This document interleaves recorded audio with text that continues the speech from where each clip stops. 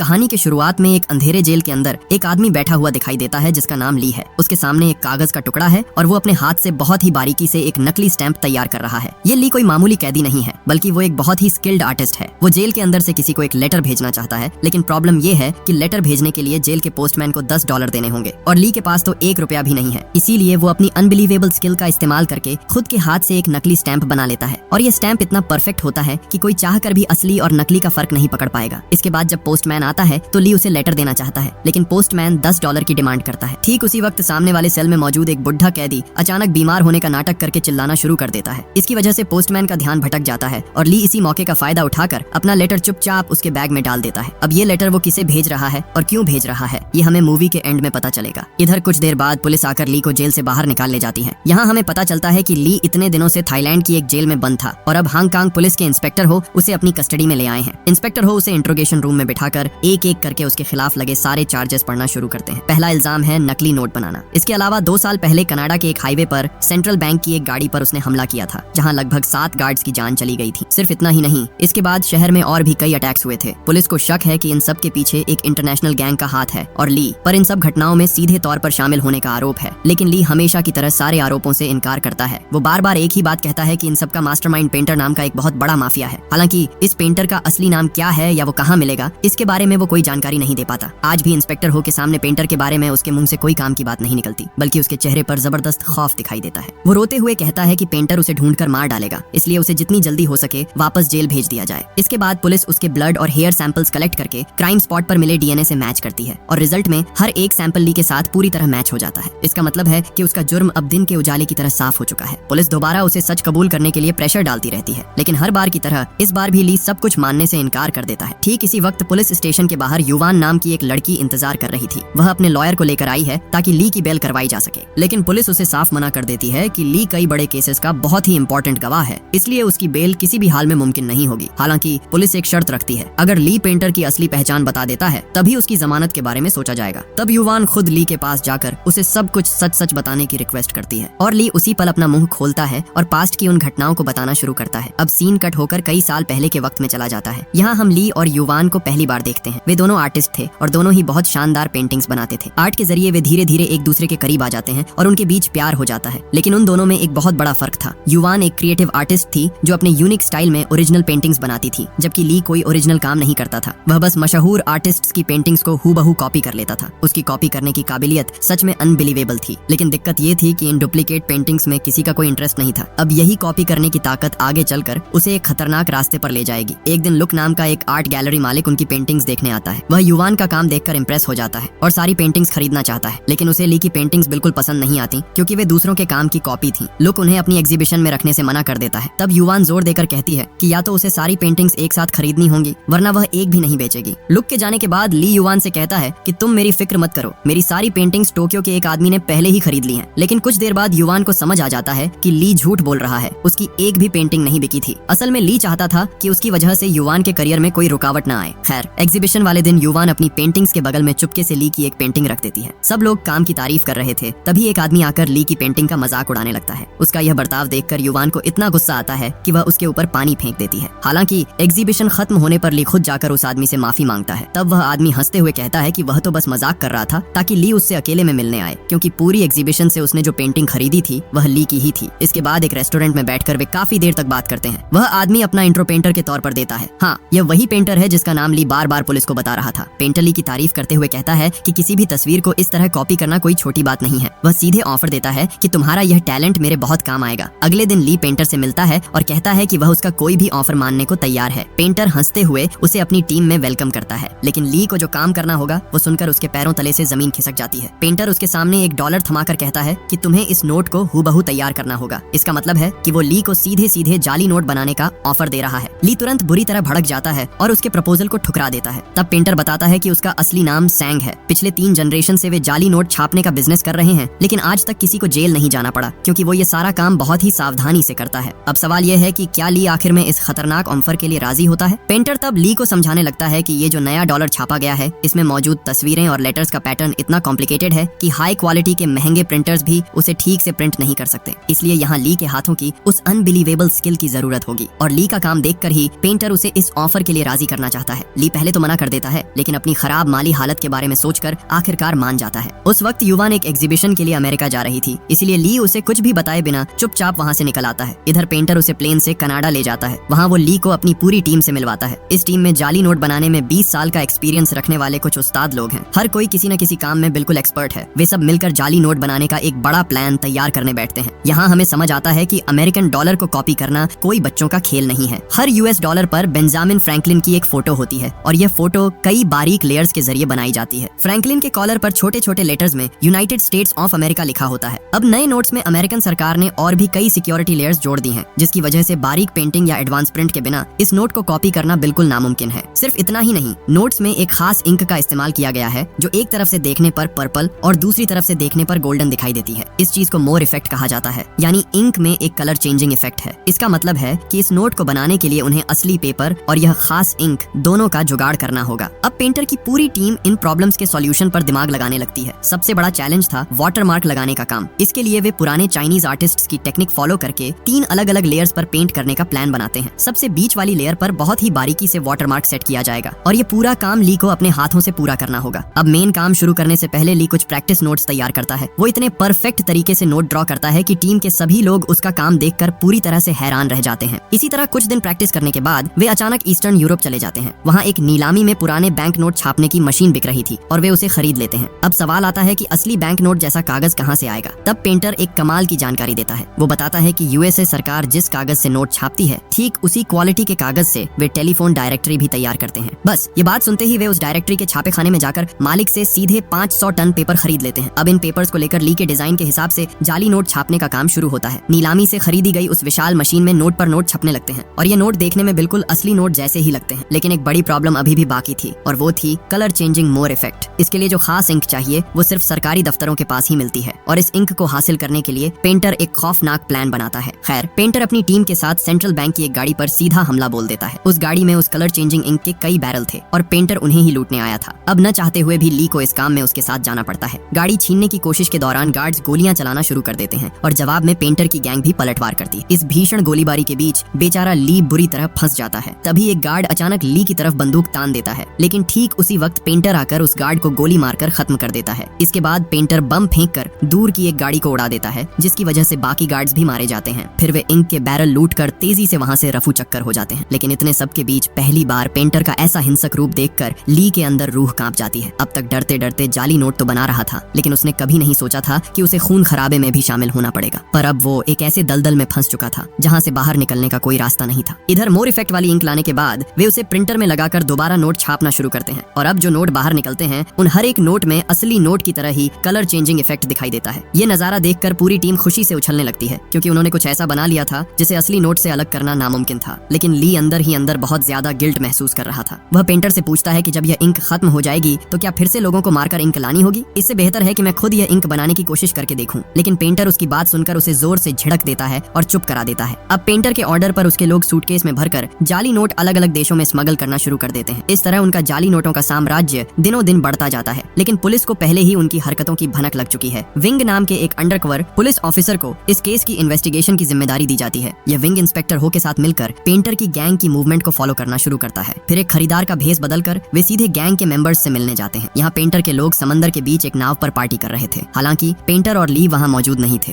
Wing वहाँ से सब कुछ ऑब्जर्व करता है और फिर निकल जाता है। लेकिन पेंटर का असली खेल तो अभी शुरू ही नहीं हुआ था। पेंटर जनरल नाम के अपने एक पुराने क्लाइंट के साथ मीटिंग फिक्स करता है। अगले दिन वह ली को साथ लेकर जनरल के घर की तरफ रवाना होता है। रास्ते में ली पेंटर को एक इम्पोर्टेंट बात बताता है। वह कहता है कि उसे एक खास किस्म के कारपेंटर के बारे में पता है जिससे मोर इफेक्ट पैदा किया जा सकता है। इसका मतलब है कि इस इंक से डॉलर बिल पर 2 अलग अलग एंगल से 2 रंगों का इफेक्ट लाया जा सकेगा और इसके लिए किसी को मारना नहीं पड़ेगा। पेंटर उसका यह आइडिया सुनकर काफी खुश होता है और वादा करता है कि वह ली के नाम पर एक रिजॉर्ट खरीद कर देगा, जहां वह युवान के साथ अपनी बाकी जिंदगी आराम से गुजार सकेगा। लेकिन तभी पेंटर अचानक ली के हाथ में एक बम का रिमोट थमा देता है और कहता है कि मेरे इशारे पर ही तुम्हें यह बटन दबाना होगा। इधर जनरल के घर पहुंचने के बाद मीटिंग नॉर्मल तरीके से शुरू होती है। जनरल पेंटर को अच्छे दाम पर नकली नोट खरीदने का ऑफर देता है और कहता है 6 महीने के लिए अपनी पूरी गैंग के साथ मेरे यहाँ शिफ्ट हो जाओ और मेरे लोगों को भी अपने जैसा परफेक्ट नकली नोट बनाना सिखा दो। फिर जनरल हंसते हुए कहता है अगर तुम्हारे पिता जिंदा होते तो वे इस डील के लिए तुरंत मान जाते। यह बात सुनते ही पेंटर के चेहरे के हाव भाव भयानक तरीके से बदल जाते हैं। वह धीरे से कुर्सी से उठकर जनरल के पास जाता है और उसके कान में फुसफुसाते हुए कहता है 7 साल पहले तुमने ही मेरे पिता का खून किया था था। यह सुनकर जनरल समझ जाता है कि पेंटर यहाँ बिजनेस करने नहीं बल्कि बदला लेने आया है। पेंटर अपनी शर्ट खोलकर दिखाता है कि उसकी पूरी बॉडी पर बम बंधे हुए हैं। फिर वह चिल्लाकर ली को रिमोट का बटन दबाने के लिए कहता है, लेकिन डर के मारे थर थर कांप रहा ली अपना हाथ तक नहीं हिला पा रहा है। पेंटर के और भी जोर से डांटने पर ली के हाथ से रिमोट जमीन पर गिर जाता है और गिरते ही उसका स्विच दब जाता है। लेकिन धमाका पेंटर की बॉडी पर बंधे बमों से नहीं होता, क्योंकि वे तो नकली थे। असल में ब्लास्ट बाहर पार्क की हुई पेंटर की गाड़ी में होता है। मतलब क्या ही बोलूं, यह आदमी अपनी गाड़ी में पूरा का पूरा बम लेकर घूम रहा था। धमाके के जोरदार झटके से जनरल के कई लोग वहीं ढेर हो जाते हैं। बाकी लोग दौड़ कर आते हैं और पेंटर पर गोलियां चलाने लगते हैं, लेकिन पेंटर दोनों हाथों में 2 पिस्टल लेकर ऐसे स्टाइल में गोलियां चलाता है कि एक के बाद एक लोग जमीन पर गिरने लगते हैं। लेकिन यह तो बस शुरुआत थी, क्योंकि जनरल भी कोई कच्चा खिलाड़ी नहीं था, पर पेंटर ने इसके लिए पहले से इंतजाम कर रखा था। उसका एक साथी दूर जंगल से लगातार रॉकेट लॉन्चर दागना शुरू कर देता है। रॉकेट लॉन्चर के हमलों से वहाँ सब कुछ उड़ जाता है और पूरा इलाका आग की लपटों में घिर जाता है। चारों तरफ धुएं और बर्बादी के बीच पेंटर 2 राइफलें लेकर और भी लोगों को साफ कर देता है। फिर उसके कुछ और साथी गाड़ियां लेकर आते हैं और जनरल के आदमियों को कुचलना शुरू कर देते हैं। इसी बीच जनरल के कुछ लोग जंगल में घुसकर रॉकेट लॉन्चर चलाने वाले बंदे को खत्म कर देते हैं। इन सब के बीच बेचारा ली एक कोने में दुबक कर अपनी जान बचाने की कोशिश कर रहा है। ये गोलीबारी काफी देर तक चलती रहती है। आखिर में जनरल खुद एक आर्मर्ड कार लेकर आता है और पेंटर पर सीधी फायरिंग शुरू कर देता है। लेकिन पेंटर जबरदस्त स्टाइल में कूदकर उस पर गोलियां चलाता है और गाड़ी के सही हिस्से पर निशाना साधकर पूरी गाड़ी को ही पलट देता है। इस तरह वह जनरल का भी काम तमाम कर देता है। मगर इस जंग के दौरान चिंग नाम की एक लड़की जो जनरल के लिए काम करती थी, उसकी बॉडी में आग लग जाती है। ली दौड़ कर जाता है और उस आग को बुझा देता है, लेकिन तब तक उसका चेहरा बुरी तरह झुलस चुका था। लौटते वक्त पेंटर उसे हॉस्पिटल ले जाता है और फिर धमाका करके जनरल के पूरे ठिकाने को मिट्टी में मिला देता है। करीब 1 महीने बाद चिंग धीरे धीरे अपनी चोटों से ठीक होने लगती है। पेंटर उसे एक नई आईडी और पासपोर्ट देता है जिस पर उसका नाम युवान लिखा था। ये देखकर ली को बहुत गुस्सा आता है, क्योंकि युवान उसकी प्रेमिका का नाम है, लेकिन पेंटर उसकी बात पर ध्यान नहीं देता। इस तरह नई पहचान के साथ चिंग पेंटर की गैंग में शामिल हो जाती है और धीरे धीरे ली की तरफ अट्रैक्ट होने लगती है। हालांकि ली इन सब बातों को ज्यादा भाव नहीं देता। इसी बीच एक दिन वे सब मिलकर युवान का आर्ट शो देखने जाते हैं, जहां पेंटर ली से कहता है कि उसने उसके लिए रिजॉर्ट का इंतजाम कर दिया है। अब वो युवान के साथ सुख शांति से अपनी जिंदगी गुजार पाएगा। लेकिन ली दुखी होकर कहता है कि क्या युवान को एक क्रिमिनल के खरीदे हुए रिजॉर्ट में रहना पसंद आएगा। ठीक तभी उन्हें पता चलता है कि युवान उस आर्ट गैलरी के मालिक लुक से शादी करने जा रही है। असल में ली ने काफी दिनों से युवान से कोई कांटेक्ट नहीं रखा था, जिसकी वजह से युवान ने उसका और इंतजार नहीं किया और लुक के साथ रिलेशनशिप में आ गई। यह खबर जानने के बाद ली चुपचाप गैलरी से बाहर निकल आता है और पेंटर को बताता है कि वह और चिंग अब यह गैंग छोड़ना चाहते हैं। पेंटर बुरी तरह भड़क कर उसे गालियां देता है और कहता है कि इंक बनाने का काम खत्म करके ही वह यहाँ से जा सकता है। इधर वह अंडरकवर ऑफिसर विंग अब भेस बदलकर सीधे पेंटर से मिलना चाहता है, लेकिन पेंटर के मन में पहले से ही शक था। वह छानबीन करके पता लगाता है कि अंकल यान नाम के उसके एक गैंग मेंबर ने एक घड़ी खरीदी है और उसे खरीदने के लिए उसने उनके अपने बनाए हुए जाली नोटों का इस्तेमाल किया है, जबकि पेंटर की गैंग का सख्त रूल है कि कोई भी खुद के जाली नोटों से कुछ भी नहीं खरीदेगा। इसका मतलब था कि यान ने रूल्स तोड़े हैं और उसकी इसी गलती की वजह से पुलिस को उनकी हरकतों का पता चल गया है। इसी वजह से पेंटर यान को सजा देना चाहता है। यान उसके सामने गिरकर गिड़गिड़ाने लगता है और अपनी पत्नी और बेटी की जान की भीख मांगता है, क्योंकि पेंटर का एक और खौफनाक नियम है, अगर कोई गलती करता है तो उसके परिवार को भी खत्म कर दिया जाता है। लेकिन पेंटर यान की रोने धोने वाली बातों पर ध्यान नहीं देता और ठंडे दिमाग से सीधे उसे गोली मार देता है। यह बेरहम कत्ल देखकर ली खुद पर काबू नहीं रख पाता। वह तुरंत पेंटर पर झपट पड़ता है, लेकिन पेंटर उसके कान के पास से गोली चला देता है और उसके चेहरे पर एक जोर का मुक्का जड़ देता है। इधर विंग दोबारा भेस बदलकर पेंटर से मिलने आता है, लेकिन पेंटर को उसके सारे प्लान पहले से पता थे। इसलिए बात करने के दौरान वह अचानक ली से कहता है कि वह विंग को गोली मार दे, लेकिन इस बार भी ली अपनी जगह से हिल नहीं पाता। आखिर में पेंटर खुद ही विंग को गोली मारकर खत्म कर देता है। इसके बाद वह ली पर और भी ज्यादा भड़क जाता है और उसके सामने कुछ ऐसा रिवील करता है जिसे सुनकर ली के पूरे शरीर में ठंडी लहर दौड़ जाती है। पेंटर दिखाता है कि उसने युवान और उसके होने वाले पति लुक को इस वक्त बंधक बना रखा है, यानी इस आदमी ने किसी तरह युवान और लुक को किडनैप कर लिया था, सिर्फ ली को ब्लैकमेल करने के लिए। पेंटर ली को सीधे लुक पर गोली चलाने के लिए कहता है, लेकिन ली इसके लिए बिल्कुल राजी नहीं होता। वह उल्टा पेंटर पर ही पिस्तौल तान देता है। इसी दौरान ट्रिगर दबने से अंधाधुंध गोलियां चलती हैं, जिसमें लुक मारा जाता है। इसके बाद पेंटर और ली के बीच एक जबरदस्त गन फाइट शुरू हो जाती है। इसी दौरान चिंग आकर पेंटर के आदमियों को एक के बाद एक खत्म करने लगती है। आखिर में ली सीधे पेंटर के सीने में गोली मारकर उसे भी खत्म कर देता है। इधर ली युवान को बचाना चाहता है, लेकिन चिंग युवान को जान से मारने की धमकी देकर उसे रोक देती है। असल में चिंग ली की तरफ काफी अट्रैक्ट हो गई थी, इसलिए वह किसी भी हाल में युवान को ली के पास नहीं जाने देना चाहती थी। ली के पास और कोई रास्ता नहीं बचता, इसलिए वह युवान को वहीं छोड़कर वहां से निकलने पर मजबूर हो जाता है। इसके बाद वह पैसों का बैग लेकर उसी रिजॉर्ट में चला जाता है जो पेंटर ने उसके लिए खरीदा था। अगली सुबह ली अखबार में पढ़ता है कि पुलिस को पेंटर की डेड बॉडी नहीं मिली है। तब उसके दिमाग में एक ही ख्याल आता है कि शायद पेंटर मरा नहीं है और वह युवान को मारकर बदला लेगा। इसलिए ली युवान को बचाने के लिए तेजी से निकलता है, लेकिन इसी बीच रास्ते में पुलिस आकर उसे अरेस्ट कर लेती है। यानी इसके बाद जो हुआ वह हमने मूवी की शुरुआत में देखा था। पुलिस ली के सामने शर्त रखती है कि अगर वह पेंटर के बारे में सारी जानकारी देगा तभी उसे जमानत मिलेगी। और जिस युवान को ली छोड़कर आया था वही युवान उसे बचाने आई है, क्योंकि ली ने जेल से लेटर लिखकर उससे माफी मांगी थी। याद है मूवी की शुरुआत में नकली स्टैंप लगाकर लेटर भेजने वाली बात? वह लेटर असल में इसी युवान को भेजा गया था। इधर युवान की सलाह पर ली पेंटर के बारे में शुरू से लेकर अंत तक सब कुछ पुलिस को सच सच बता देता है। पुलिस उसे पेंटर का एक स्केच बनाने के लिए कहती है, जिसके बाद उसकी जमानत हो जाती है और पुलिस उसे एक होटल में ले जाकर छोड़ देती है। वहाँ ली युवान से माफी मांगता है और उनके बीच एक रोमांटिक पल बीतता है। ठीक उसी वक्त इंस्पेक्टर हो को पुलिस की वर्दी पहने एक आदमी दिखाई देता है, जिसका चेहरा ली के बनाए हुए पेंटर के स्केच से हूबहू मिलता है। और मजेदार बात यह थी कि वह आदमी पुलिस की वर्दी पहनकर खुद पुलिस स्टेशन के अंदर जा रहा था, इसीलिए वो अपनी टीम के साथ मिलकर उसे तुरंत अरेस्ट कर लेता है। सबको लगता है कि देश का मोस्ट वांटेड क्रिमिनल आखिर पकड़ा गया, लेकिन वह आदमी हैरान होकर चिल्लाता है, मैं क्रिमिनल कब से हो गया? मैं तो एक मामूली पुलिस कांस्टेबल हूँ। जब वह अपनी आईडी दिखाता है तो इंस्पेक्टर हो का चेहरा सफेद पड़ जाता है, क्योंकि अब उसे समझ आ जाता है कि ली ने उन सबको इतनी देर से बेवकूफ बनाया है। लेकिन यकीन मानिए, असली सच तो अभी बाकी है और ये इतना चौंकाने वाला है कि आप दंग रह जाएंगे। क्या आप अभी तक बात समझ पाए? इतनी देर से जिस भयानक पेंटर की कहानी सुनाई जा रही थी, वह पेंटर असल में कोई और नहीं बल्कि खुद ली है। जाली नोट डिजाइन करने से लेकर सेंट्रल बैंक की गाड़ी पर हमला करने और जनरल के ठिकाने पर नरसंहार करने तक